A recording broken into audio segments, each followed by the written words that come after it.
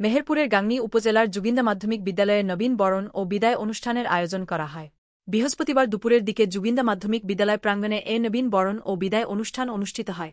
জুগিন্দা মাধ্যমিক বিদ্যালয়ের প্রধান শিক্ষক আব্দুল করিমের সভাপতিত্বে নবীন বরণ ও বিদায় অনুষ্ঠানে প্রধান অতিথি হিসেবে উপস্থিত ছিলেন গাংনী উপজেলা সহকারী কমিশনার ভূমি ও নির্বাহী ম্যাজিস্ট্রেট সাদ্দাম হোসেন।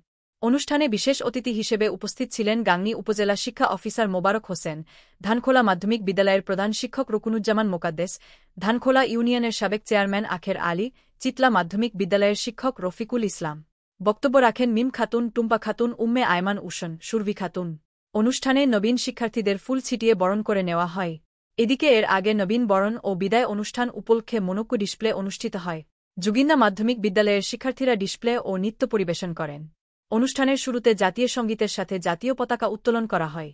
মুজিবনগর খবরে নিউজ এর জন্য যোগাযোগ করুন।